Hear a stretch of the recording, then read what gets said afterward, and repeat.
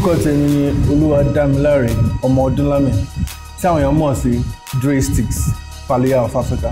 Mo jẹ́ olórin, mo dẹ̀ jẹ́ record producer ní Nigeria lẹ́kọ̀ọ́ ń bì.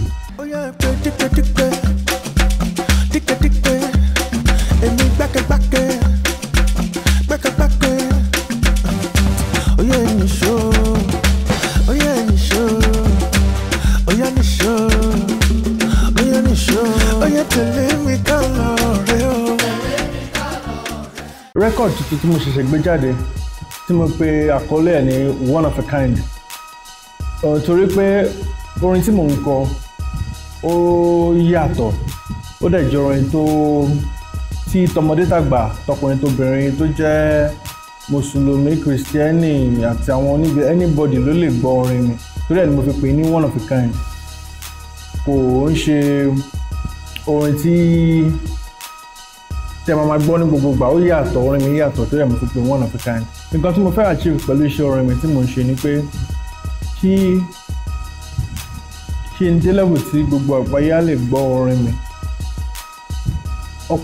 Ọ̀pọ̀lọpọ̀ àwọn orin mi tó jẹ́ pé mo sọ ọ̀pọ̀lọpọ̀ Yorùbá nínú orin mi torí pé mo jẹ́ ọmọ Yorùbá ibi tí mo ti wá. Àdèmọ́dẹ̀mọ́ wọ́n sílẹ̀ bẹ́ẹ̀ ni torí àṣà wa àti ìṣe wa mo fẹ́ tà fún global market. So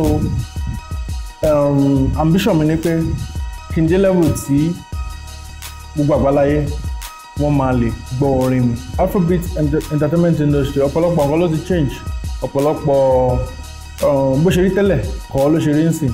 Torí nígbà yẹn àwọn record label tó wà pọ̀, so àwọn artist kan tó máa blow lọ́dún kan ó lè jẹ́ pé artist kan ni number one gbogbo time yẹn. Ṣùgbọ́n nsìn record label wà lóríṣiríṣi àtàwọn independent artists náà, so èèyàn bíi 10 bíi 20 bíi 30 wọ́n lè máa blow lẹ́ẹ̀kan náà. Everybody dẹ̀ ń ṣe dáadáa, everybody ń lọ tour, everybody ń ṣe dáadáa. So ìyàtọ̀ tó wà ń bẹ̀ ni, so ìyẹn náà pè ní ojú ọ̀run tẹ́yẹ fò láì farakọra. Everybody ń ṣe dáadáa. Gbogbo ẹni balẹ̀ ẹ̀yìn lákòókò kọ́ máa ṣe wẹ́pọ̀ bí gbogbo ẹni dá fojú wò mí. Ẹ̀rí náà kankan kẹ́ẹ̀ tó rí kan. Ẹ̀rọ kankan lórí ló fi ṣe rárẹ̀. Ìmọ̀ ọ̀tá kò ní ṣe lórí wa. FOA Faluya lẹ́ ń pè yẹn, Faluya of Africa. Ìgbà tí mo wà ní kékeré mo máa ń lùlù. Ìjọ́ kan ọ̀dà lùlù ń George bó ṣe yàrá nìyẹn, orúkọ yẹn ṣe dúró nìyẹn, Faluya of Africa, and that's my brand name, FOA Music. Ọ̀nà mò ń lò ń sọ. Album mi one of a kind.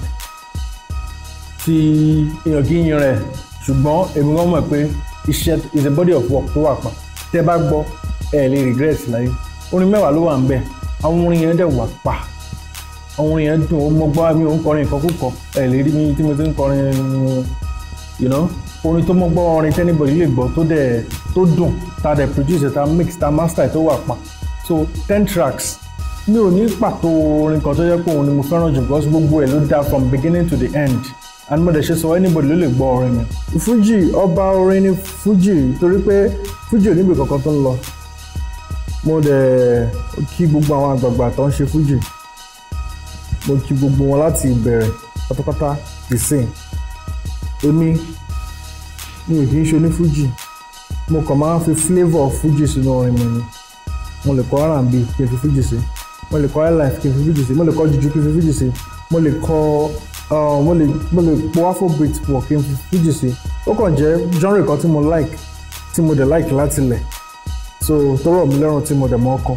So mo kàn máa ń fi flavour yẹn sí. So tẹ́ bá dẹ̀ wo Fuji yẹn náà, kò Fuji níbi kankan tó ń lọ.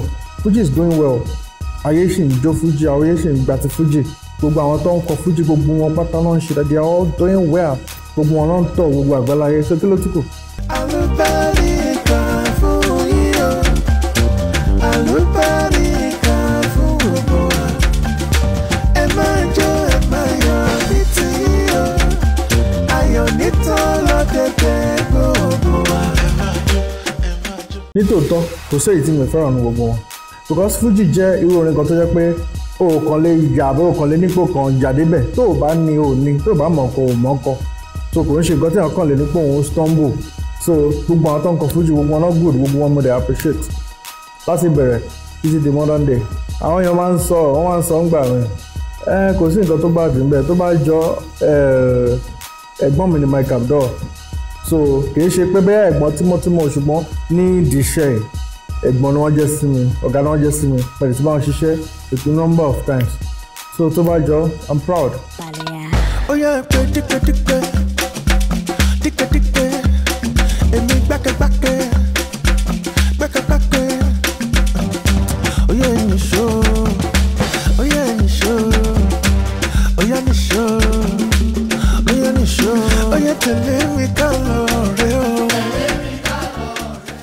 ẹ̀mí gígùn là ń tọrọ lọ́dọ̀ Ọlọ́run Ọba àlàáfíà là ń tọrọ lọ́dọ̀ Ọlọ́run Ọba ṣé bóun ni bàbá rere bàbá rere bàbá rere àwa dúpẹ́ oore àná o a tún dúpẹ́ oore òní jọ̀wọ́ dá wa lóhùn tọ́lá má jẹ́ arógun ìbànújẹ́ ń gbọ́ngàn.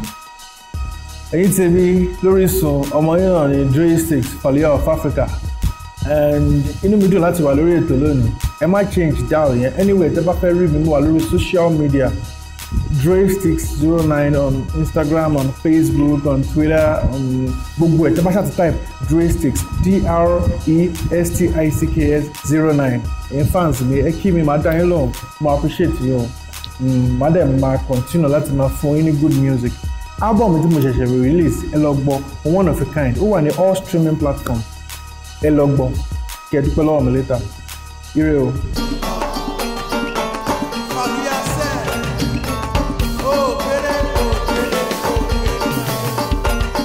ìwọ ìyàmọ́dún ẹ̀ ó wá bá wa ṣílé ìwọ ìyàmọ́dún ẹ̀ ó wá bá wa kọ́ mọ́ ìwọ ìyàmọ́dún ìlú yàtú wà lára oníníwò ìyàmọ́dún gbogbo wa máa fàyọ̀ ṣáyọ̀ torí ń gbọ́